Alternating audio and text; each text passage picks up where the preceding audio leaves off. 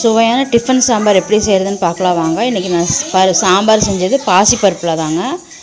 ஒரு சட்டியில் தண்ணி காய வச்சுட்டு தண்ணி கொதித்ததும் பாசிப்பருப்பு, தக்காளி, சீரகம், மிளகு எல்லாம் சேர்த்து நல்லா வேக வைக்கணுங்க. எல்லாம் நல்லா வெந்ததும் அதை தாளித்து கொட்டிடணுங்க. பருப்பு நல்லா வெந்துருச்சு, இந்த மாதிரி வெந்துடணுங்க. வெந்ததும் ஒரு கடாயில் எண்ணெய் ஊற்றி கடுகு பொரிஞ்சதும் கருவேப்பிலை சேர்த்துக்கோங்க. கருவேப்பிலை சேர்த்துட்டு கருவேப்பிலை நல்லா பொரிஞ்சதும் சின்ன வெங்காயம் நிறைய சேர்த்துக்கோங்க, அப்போ தான் டேஸ்ட்டாக இருக்கும். வெங்காயம் நல்லா வதங்கினதும் பூண்டு சேர்த்துக்கோங்க. பூண்டையும் சேர்த்துட்டு நல்லா வதக்கி விடுங்க.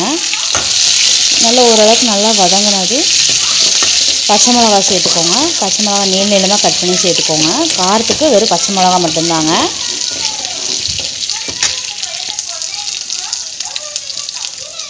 பச்சை மிளகா நல்லா கீறி போட்டு நல்லா சேர்த்து அதையும் நல்லா வதக்கி விடுங்க. பச்சை மிளகா நல்லா வதக்கி விடுங்க.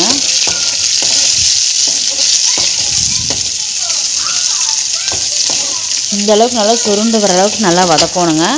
நல்லா வதக்கிட்டு தக்காளி ஒரே ஒரு தக்காளி, நான் பருப்பு வேகும்போது ஒரு தக்காளி போட்டுக்கிறேங்க, வணக்கும் போது ஒரு தக்காளி போட்டுக்கிறேங்க. தக்காளியும் போட்டு நல்லா வதக்கி விடுங்க.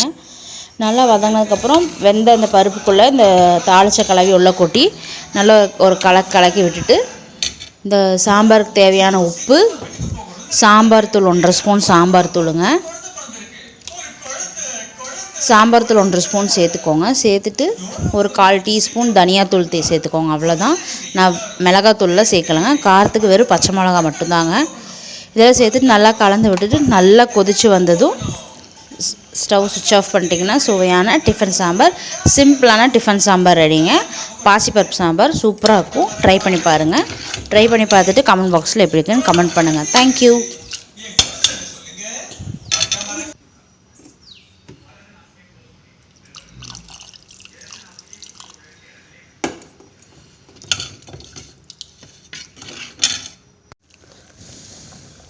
அப்படியே சேனலை சப்ஸ்கிரைப் பண்ணிடுங்க.